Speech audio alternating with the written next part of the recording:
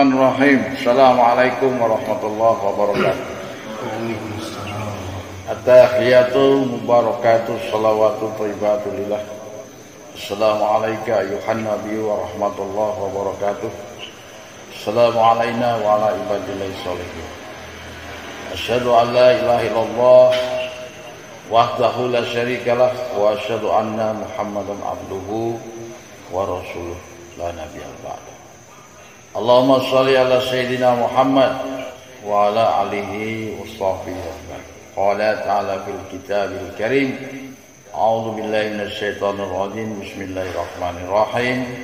Innallaha wa malaikatahu yusholluna 'alan nabi. Ya ayyuhalladzina amanu shallu 'alaihi wa sallimu taslima. Allahumma sholli wa sallim. Sadaqallahul adzim. Baik jemaah sekalian, awal percakapan kita dalam majelis ilmu adalah mari kita sama-sama kita panjatkan puji syukur kita kehadirat Allah Sang Rabbul Jalil, Allah yang Maha Perkasa, Allah tempat bergantung bagi seluruh makhluk-makhluknya.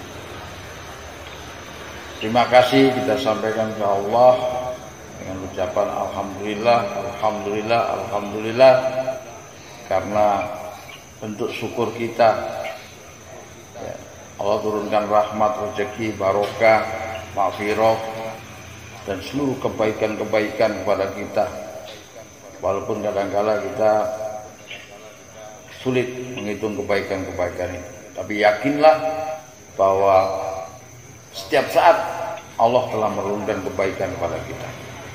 Hanya manusia punya kewajiban untuk bermuhasabah dan mentafakuri apa kenikmatan-kenikmatan yang Allah turunkan kepada kita.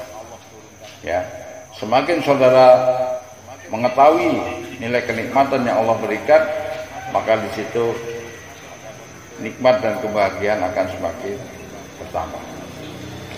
Yang kedua adalah salam kita kepada junjungan Nabi kita tercinta baginda Muhammad SAW beserta keluarga dan sahabat. Ya, insya Allah ya, kita menjadi umat kelak di yaumil akhir bersama baginda Rasulullah SAW. Jamaah sekalian, mengawali majelis ilmu, mari kita yang pertama sama-sama mendengarkan lantunan ayat suci Al-Quran yang dibawakan oleh Al-Ustadz kita, Ustadz Yusuf. Ya, untuk itu waktu dan tempat dipersilakan. Assalamualaikum warahmatullahi wabarakatuh.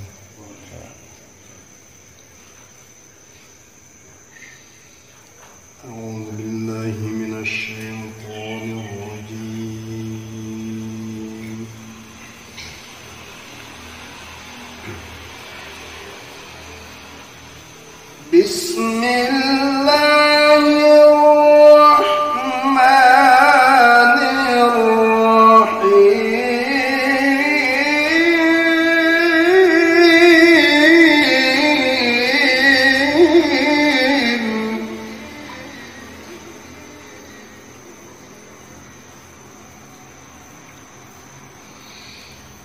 فأزلهما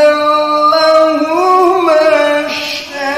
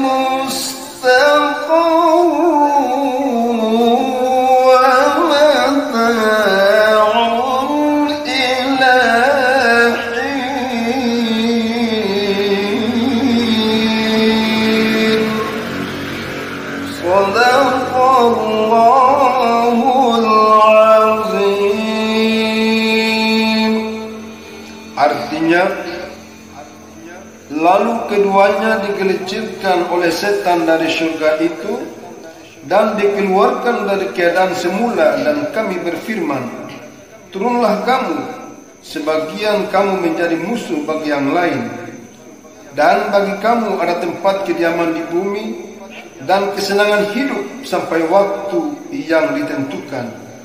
Maha benar Allah dengan segala firman-Nya. Assalamualaikum warahmatullahi wabarakatuh. Waalaikumsalam. Baik, jamaah sekalian,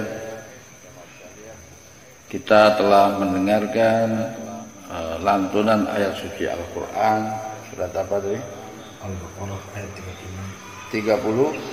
Al-Baqarah ayat 36. Surat Al-Baqarah ayat 36.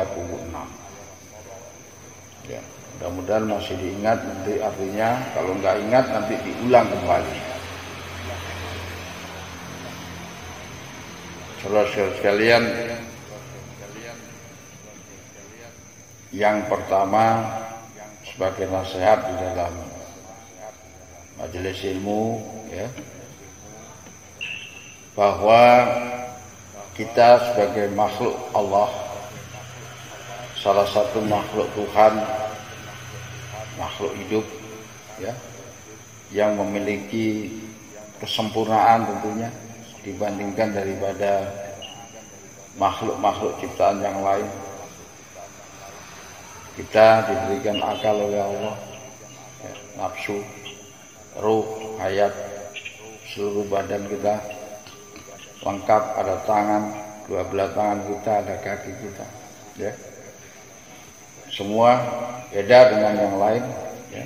Jin, setan, iblis, binatang, malaikat, mereka tidak lengkap jauharnya, ya. Jauharnya nggak lengkap, jauhar gaibnya nggak lengkap. Justru yang sempurna itu adalah manusia itu.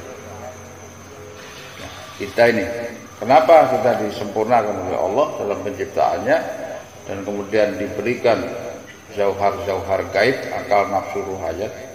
Karena Allah menginginkan ada wakilnya di muka bumi untuk mengurusi bumi. Jadi namanya khalifatullah fil ard, wakil Allah di muka bumi. Tugasnya apa wakil Allah?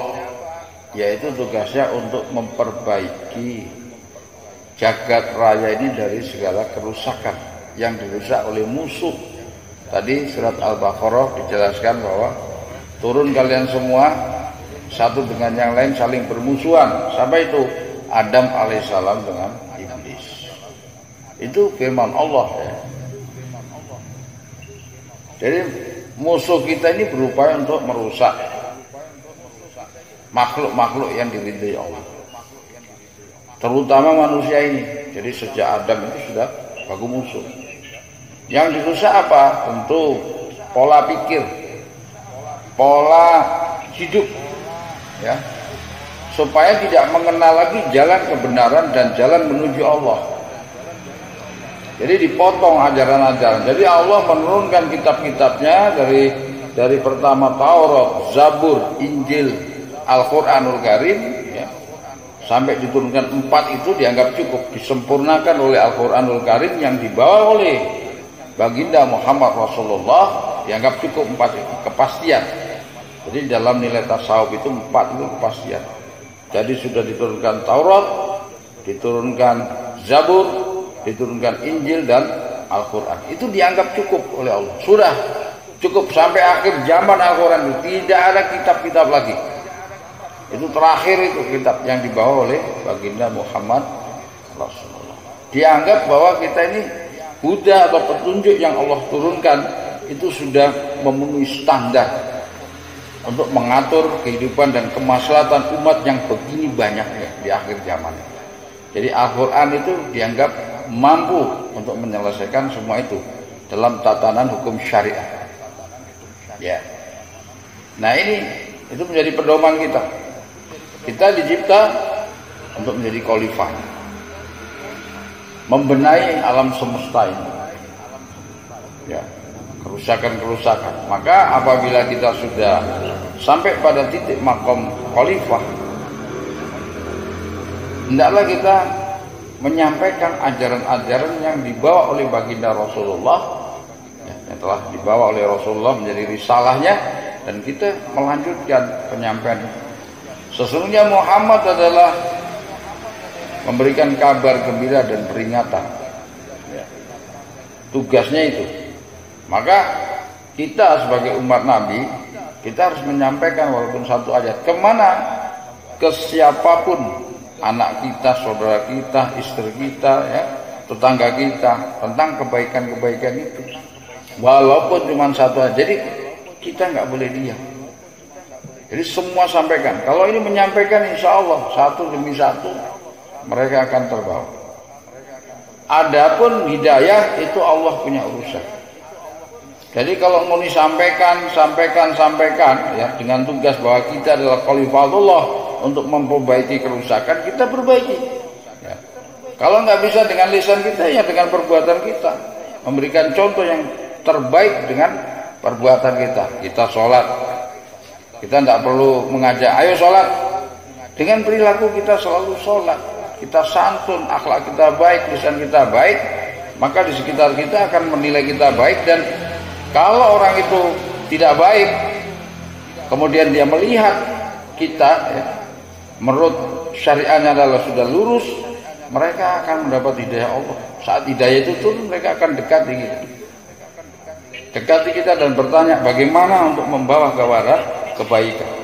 Saya ini nggak baik, ya, kalau bisa berikan jalan untuk menjadi orang-orang yang baik. Nah, itu baru diluruskan sama-sama terus. Itu adalah tugas kita sebagai manusia, ya, menjadi wakil Allah di muka bumi. Saudara sekalian, sebagai makhluk Allah tentunya tidak bisa kita terlepas, ya, daripada Allah itu sendiri. Kita tidak bisa terlepas daripada sumber kehidupan itu sendiri.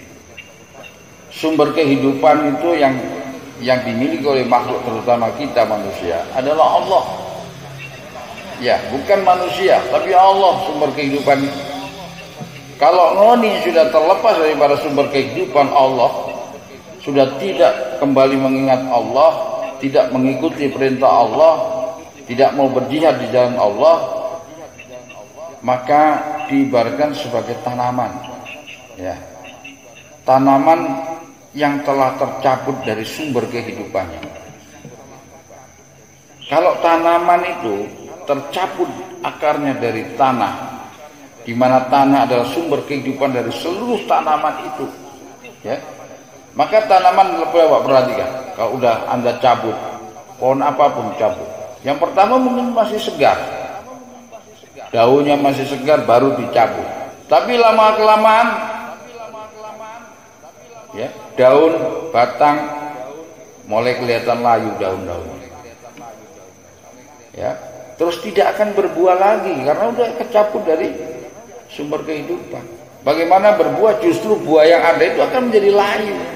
Yang tadinya kelihatan mengkilat segar, dia akan layu.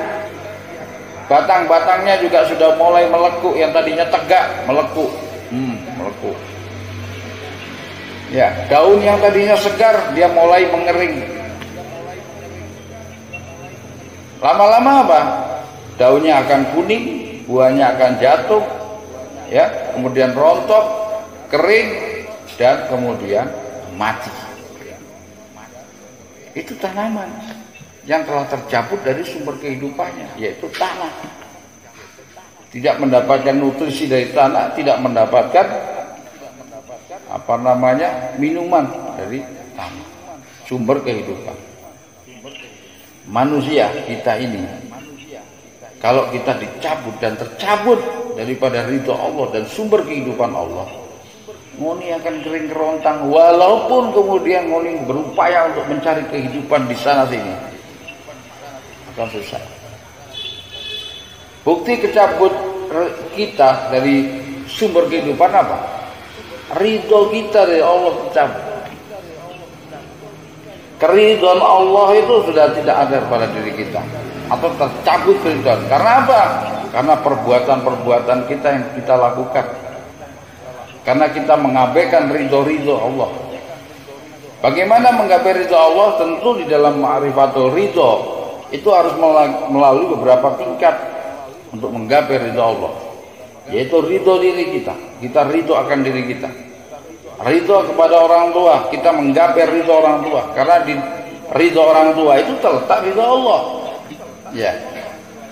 Ridho guru-guru kita, di mana kalian ini sudah berbaiat, sudah menyatakan kepada seseorang imam atau guru untuk menuntun saudara menuju jalan Allah, itu dipegang teguh tuh, dipegang teguh ridho Rasulullah, ya. Nah, kalau sudah itu tercapai ridho diri, tidak banyak ridho diri itu maksudnya gini, kalian tidak banyak mengeluh atas kehidupan ini. Sakit juga diterima, lagi miskin juga diterima, lagi kaya alhamdulillah. Menerima apa adanya. Kalau bahasa Jawanya itu rimo ing pandum. Rimo ing pandum itu menerima apa adanya. Ya, ketentuan Tuhan diterima. Mau dilahirkan dalam keadaan jelek, dalam keadaan ganteng, dilahirkan dari orang tua yang lagi susah, yang miskin, ya, tidak mengeluh, kenapa saya dilahirkan dari orang tua kok yang susah begini, kok enggak dari orang kaya. Kalau itu terjadi, saudara tidak ridho akan keputusan Allah. Kenapa aku dilahirkan dalam keadaan laki-laki, anak perempuan, yang perempuan juga gitu. Kenapa aku diciptakan perempuan kok tidak laki-laki? Nah, kalau sudah pemikiran di otaknya seperti itu, menunjukkan kita tidak dalam ridho diri kita. Bagaimana Allah ridho kepada kita kalau kita juga banyak mengeluh dan protes atas apa yang dibuat Allah kepada diri kita? Nah, ini pelajaran ini bernilai sekali ya Mas. Jadi kadang-kala kita mengabaikan hal-hal begini, ya. Tolong betul-betul dicermati dan langkah-langkah kita ini kita lihat gitu. Dalam kehidupan ini kita lihat langkah kita, benar nggak kita ini dalam ridho Allah? Lihat dalam jiwa kita, lihat dalam kebahagiaan diri kita, ya. Lihat berapa banyak orang yang bermahabbah. Kita memiliki nilai mahabbah dalam diri kita. Ini, jadi insya Allah kalau seandainya kita tidak tercabut dari keridhaan Allah, dari sumber kehidupan, hidup kita akan penuh dengan kemaslahatan. Hidup kita akan penuh dengan kebahagiaan. Ada beberapa orang, ada yang bertanya kepada Imam, dia takut untuk menjadi bahagia. Imam, saya takut untuk menjadi bahagia. Kenapa? Jangan sampai saya bahagia itu kita lupa akan Allah. Ternyata saya bilang salah, ya. Justru kita ini hidup harus bahagia. Itu adalah doa kita, ya. Jangan takut kemudian tidak ingin bahagia. Karena doa sapu jagat, Rabbana atina fid dunya hasanah wa bil akhirati hasanah wa qina adzabannar. Itu doa kita, kebahagiaan dunia dan akhirat. Kok malah ini takut untuk bahagia? Itu salah persepsi di dalam kehidupan. Nah, yang begini-begini ini seorang guru harus menyampaikan yang benar. Jadi bahagia itu wajib kita miliki loh, ya. Bukan kemudian kita hindari kebahagiaan. Kalau bersenang-senang ya itu yang kemudian ini. Karena senang-senang dengan bahagia itu beda. Senang-senang itu belum tentu ya bahagia di dalam. Jadi bahagia itu wajib kita miliki, jangan dihindari, ya. Senang-senang yang berlebih yang harus kita hindari. Dalam kesenangan belum tentu kita mendapatkan kebahagiaan. Tapi kalau kita bahagia, tentu kita sudah mendapatkan kesenangan. Iya, begitu. Dalam ujian apakah bisa mendapatkan kebahagiaan? Bisa jadi. Saat kita diuji kesulitan, ya, ujian itu dua, yaitu ujian yang kenikmatan, ya, rahmat, rezeki yang nomplok segala macam, kesehatan itu juga bagian ujian. Tapi ujian yang tersisip rahmat di situ.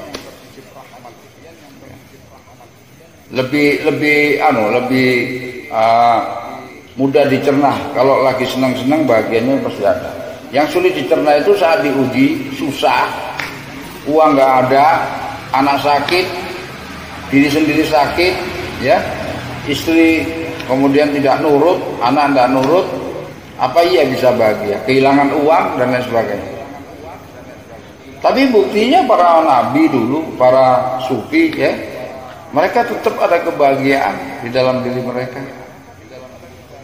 Ya. Bagaimana seorang Nabi Ayub yang diuji, istrinya meninggalkan dia, anaknya dimatikan, kemudian hartanya dihilangkan, diberikan penyakit dalam dirinya, tapi beliau tetap dalam keadaan kebahagiaan. Ya. Para nabi yang lain, Nabi Ibrahim, Nabi Musa, Nabi Yusuf yang dibuang di sumur, di penjara, tapi mampu merasakan nilai kebahagiaan dalam kesengsaraan hidup itu, masih mampu merasakan kebahagiaan. Syaratnya apa? Kebahagiaan itu bisa ada dikala kesengsaraan itu terjadi pada diri kita. Nah, ini kita juga merasakan seperti itu. Zaman sekarang, zaman now, semua serba sulit, ekonomi susah, ya. Tapi masih tetap bisa bahagia. Caranya bagaimana? Saat kita mendapatkan ujian, terutama ujian yang menyengsarakan, kelihatan menyengsarakan itu, ya, kita mampu bisa merasakan nilai syukur kita atas ujian itu. Ya, pada saat kita diuji kesulitan baik ekonomi, sakitan dalam diri kita, tapi kita masih bisa merasakan nilai syukur daripada ujian-ujian ini, bisa mengambil dari kacamata nilai syukur, ini kenikmatan yang masih kita bisa rasakan. Di balik semua itu, maka apa yang terjadi? Kebahagiaan kita itu juga akan ada. Semakin tinggi nilai syukur kita kepada Allah atas apa yang menimpa kepada diri kita, maka kebahagiaan akan semakin tinggi. Yaitu nilai syukur berbanding lurus dengan kebahagiaan.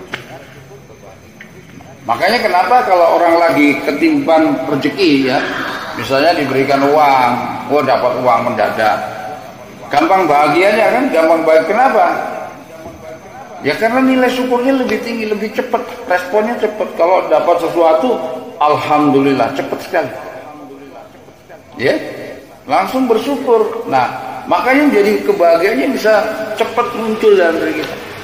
Beda dengan kalau diuji kesulitan, sakit gitu.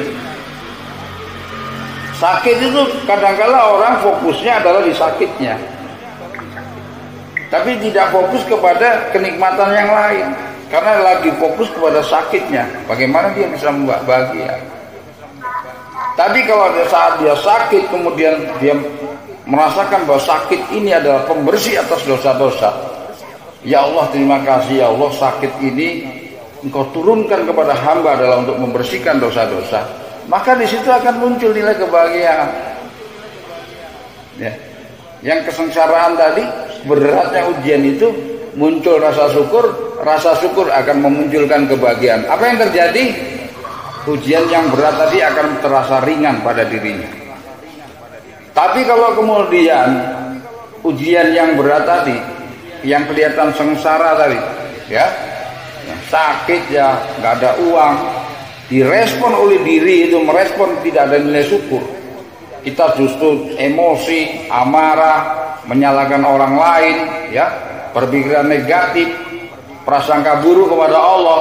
Itu yang saudara merespon atas ujian-ujian itu, maka kebahagiaan tidak akan muncul pada diri kita. Ini yang penting dalam hidup ini. Nah, jadi coba belajar ya, saat kemudian ujian datang, rasa syukur masih tetap ada, maka kebahagiaan juga tetap ada. Ya, semakin saudara bersyukur dalam keadaan diuji, Allah akan tambahkan nilai syukur tadi. Kalau kita sakit bisa bersyukur, Allah akan percepat sakit kita, cepat disembuhkan Allah. Kalau kita lagi kesulitan ekonomi, kita masih bisa mensyukuri nikmat itu, masih bisa bersedekah, masih kita berjihad di jalan Allah, maka insya Allah kita akan diangkat darajatnya, akan dipenuhi kebutuhan-kebutuhan hidup kita. Ini yang terjadi, ya. Maka mari kita contoh para nabi dalam ujian-ujian yang begitu beratnya beliau, tapi masih bisa bahagia di dalam kehidupannya. Buktinya apa? Tetap dia istiqomah kepada jalan Allah. Dia tidak ditinggalkan jalan Tuhan ini. Ya, tetap tadarruk kepada Allah, istiqomah dia menuju Allah. Nah kita ini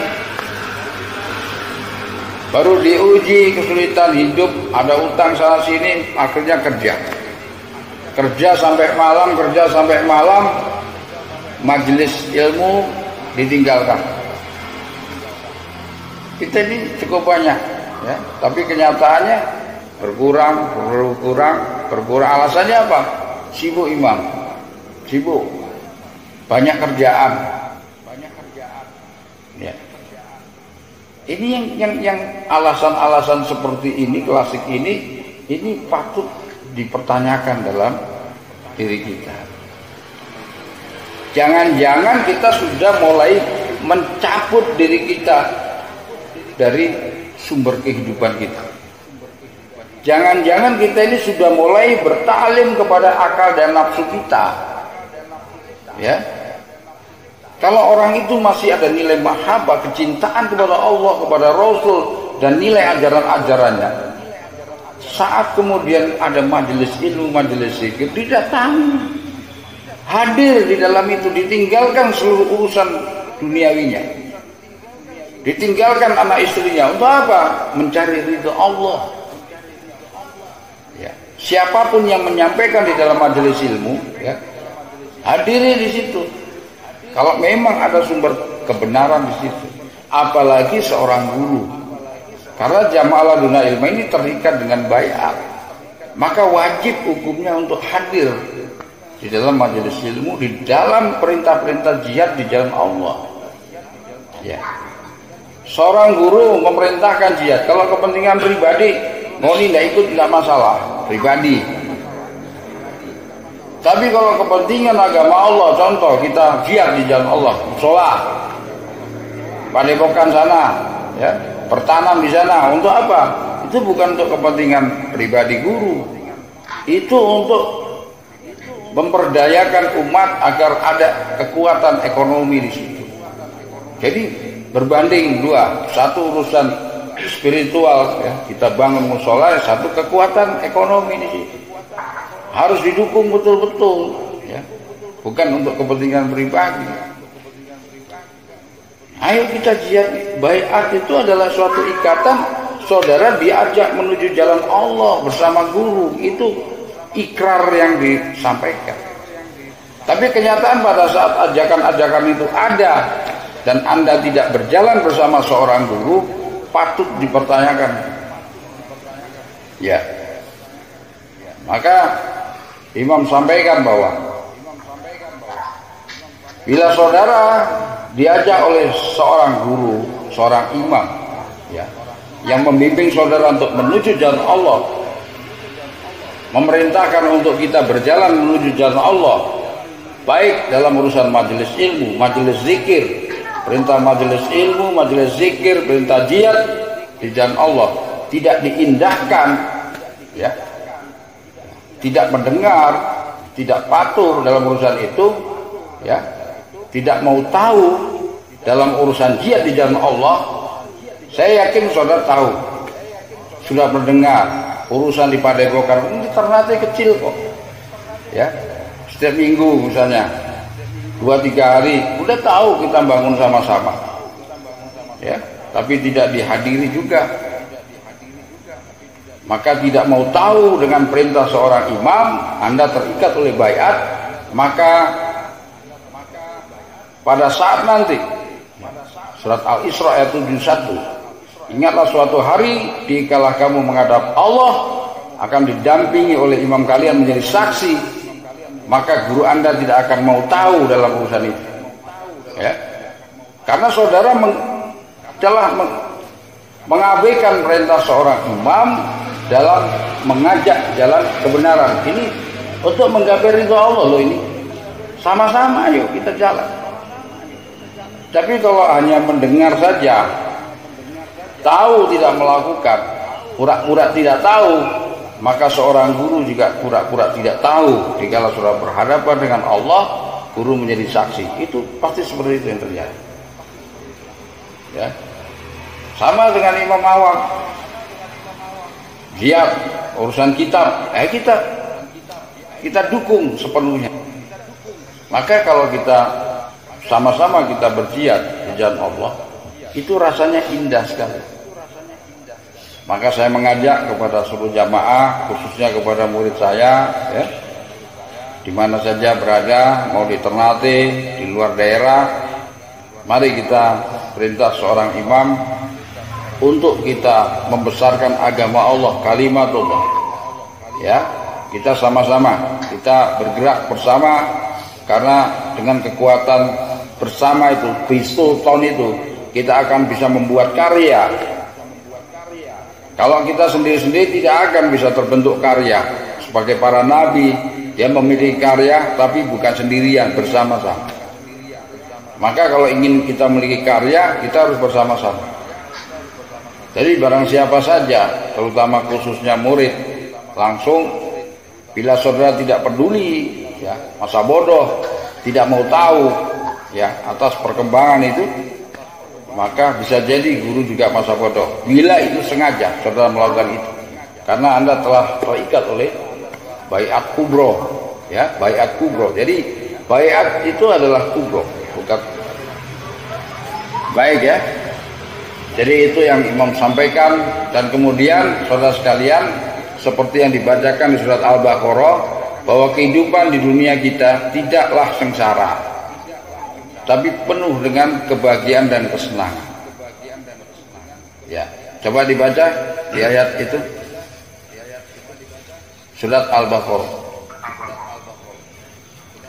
Quran surat Al-Baqarah ayat 36, artinya Lalu keduanya digelincirkan oleh setan dari surga itu dan dikeluarkan dari keadaan semula. Dan kami berfirman, turunlah kamu, sebagian kamu menjadi musuh bagi yang lain, dan bagi kamu ada tempat kediaman di bumi dan kesenangan hidup sampai waktu yang ditentukan. Bukan kesenangan hidup, kesenangan hidup. Jadi kita di Adam turun itu walaupun dalam keadaan berdosa, ya berdosa, tapi turunnya itu bukan susah, senang, masih tetap bahagia, dicukupi kebutuhannya, ya. Jadi Allah itu sebenarnya tidak menurunkan bahasanya ya, tidak menurunkan Adam ke dunia ini. Hanya saja Adam sama Hawa setelah dia melakukan kesalahan memakan buah kuldi, dia tidak layak tinggal di surga. Ya, kalau seandainya Adam dan Hawa makan buah kuldi tetap bercahaya, insanul kamil, cahayanya masih ada, mungkin dia tidak turun, tapi cahayanya hilang. Nurnya ini, nurul kamilahnya ini lepas pakaian yang dimiliki Adam itu. Terus terlihatlah aurat, karena kelihatan aurat diambil daun-daun surga, ditutuplah auratnya itu. Dalam Al-Quran dijelaskan seperti itu, ya, ditutup ini. Berarti Adam tidak layak tinggal di situ. Allah sampaikan kamu nggak layak kalau di sini, maka aku berikan tempat satu lagi. Di mana? Turunlah kamu di dunia, di bumi, tapi masih tetap senang-senang kamu, tetap dengan kebahagiaan di situ. Tapi sudah ada musuh. Kalau di surga tidak ada musuh. Ini sudah ada musuh. Siapa itu? Iblis. Gitu. Kalau iblis nggak ada, ya, tetap nggak ada keburukan di situ. Tetap senang aja. Tapi karena iblis ada, dia mengganggu. Iblis berjanji, aku akan ganggu anak cucu Adam, ya Allah, sejauh-jauh kesesatan sampai akhir zaman, untuk menemani aku di neraka jahanam karena engkau telah melaknat aku. Maka setiap anak-anak Adam ini dihasung oleh iblis laknatullah melalui pikirannya tadi, gitu loh. Gak usah majelis cuma itu aja, lelah majelis itu, cuma denger toh, nggak habis itu nggak makan, kadang-kadang minum air putih, nggak perlu. Ngoni ini butuh duit banyak. Kerja jo sampai malam, kerja terus. Ya. Kamu majelis terus itu bini itu cuma sendirian gendong anak dan sebagainya, nggak usah datang jo. Ya. Anak piutang banyak begini, harus kerja banyak begini. Majelis-majelis buktinya nggak ada perubahan dalam kehidupan ini. Otak dimainkan oleh iblis sana. Begitu kalian berpegang kepada zawar akal, iblis lebih masuk di situ. Itu pola kerjanya sudah dapat tangkap begitu. Cuman kita sudah pelajaran Marifatul Insan sudah dikasih, tetap aja masih juga terlena dan terjebak. Ya, tidak berbondong-bondong. Ayo kita semangat, kita majelis ilmu, kita bersemangat majelis zikir. Di mana kita majelis zikir tiap malam minggu? Minggu pagi datang, kita datangi majelis jihad di Jambula, gitu loh, semangat itu. Ya, ayo kita bangkitkan semangat ini, kita kalahkan iblis laknatullah. Jadi bukan hanya mengobati orang saja terus sembuh, bukan begitu. Setan dalam diri ini kita keluarkan. Bangun subuh kita sholat subuh, kita kalahkan setan pada subuh hari. Begitu. Saat majelis ilmu malam Jumat kita hadir Isya, datang dulu ke sini. Apa persiapan yang harus disiapkan? Ada satu kekuatan semangat di situ. Bukan tambah habis, tambah luyu. Jamaah ini tambah habis, tambah luyu. Ya Allah subhanallah. Gimana letak kesalahannya ini? Imam hanya bisa menyampaikan dan memberikan peringatan setiap malam Jumat. Ya, kita sama-sama menuju Allah. Ya, bukan berarti guru ini, imam ini sudah sampai ke sana. Sama-sama kita sampai mencari ridho Allah. Saya juga bisa salah, ya. Saudara juga bisa salah, saudara bisa benar, guru salah, bisa aja. Tergantung petunjuk yang diturunkan. Selama petunjuknya ini masih baik, ya yuk jalan sama-sama ke sana. Itu yang harus kita lakukan. Maka saudara sekalian, kehidupan di muka bumi Adam diturunkan itu enak. Hanya respon kita saja merespon, ya, kehidupan ini tidak nyaman. Jadi alam ini netral. Netral alam ini tergantung apa yang kita masukkan dalam pikiran kita merespon. Kalau pagi ini kita merespon hal-hal buruk, maka jadinya buruk kehidupan. Kalau pagi ini kita respon baik, maka baik semua kehidupan ini. Ya. Sama dengan komputer tuh. Kalau kita masukkan hal-hal yang buruk, maka keluarnya buruk. HP sekarang. Kalau kita kemudian niat kita mencari hal-hal yang jelek, bagaimana cara membunuh orang ada di situ. Bagaimana racik ekstasi, bagaimana mabuk, bagaimana berzina, semua ada itu. Seks di situ ada semua. Yang keluar juga hal yang mempengaruhi negatif dalam diri kita. Tapi kalau yang kita masukkan kebaikan, tausiah ini, pelajaran-pelajaran alam begini, zat Allah begini, asmaul husna ini, maka yang keluar juga hal yang baik. Kehidupan seperti itu. Jadi hendaklah kita setiap saat menanamkan prasangka baik kepada Allah, kepada manusia, supaya hidup kita menjadi baik. Jangan tanamkan prasangka buruk, karena keluar kita akan menjadi buruk. Ayo kita selalu prasangka baik. Ini yang bisa Imam sampaikan pada malam hari ini. Semoga ada nilai manfaat, dan tugas kita sampaikan kepada yang tidak hadir untuk bisa lebih semangat lagi kita bermajelis. Karena kehidupan ini kita nggak tahu sampai kapan kehidupan kita masing-masing. Saat ini mungkin kita bisa duduk bersama, selebihnya mungkin kita dipanggil oleh Allah, nggak tahu. Ya.